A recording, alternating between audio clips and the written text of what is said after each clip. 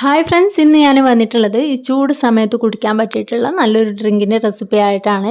Pineapple ലൈമാണ് ഇന്ന് ഉണ്ടാക്കുന്നത്. അപ്പോൾ എങ്ങനെയാണ് തയ്യാറാക്കുന്നത് നോക്കാം. നേരെ വീഡിയോയിലേക്ക് പോവാം. ഇതിന് വേണ്ടിയിട്ട് ഞാനിവിടെ 1/2 കപ്പ് പൈനാപ്പിൾ ചെറിയ കഷ്ണങ്ങളാക്കി എടുത്തിട്ടുണ്ട്. ഇത് മിക്സിയുടെ ജാറിലേക്ക് ഇട്ട് കൊടുക്കാം.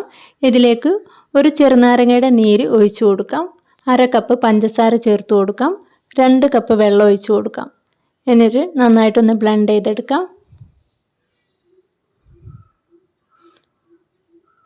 അരിപ്പ വെച്ചിട്ടൊന്ന് അരിച്ചെടുക്കണം. ഗ്ലാസ്സിലേക്ക് ഐസ് ക്യൂബ് ഇട്ട് കൊടുക്കാം. ഇതിലേക്ക് പൈനാപ്പിൾ ലൈം ഒഴിച്ചു കൊടുക്കാം. അപ്പോൾ നമ്മുടെ പൈനാപ്പിൾ ലൈം ഇവിടെ റെഡി ആയിട്ടുണ്ട്.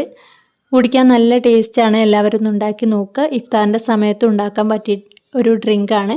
അപ്പോൾ എല്ലാവർക്കും വീഡിയോ ഇഷ്ടമായെങ്കിൽ ലൈക്ക് ചെയ്യാനും ഷെയർ ചെയ്യാനും മറക്കരുത്. ഇൻഷാ അല്ലാഹ് വീണ്ടും കാണാം നല്ലൊരു റെസിപ്പി ആയിട്ട്. Thank you.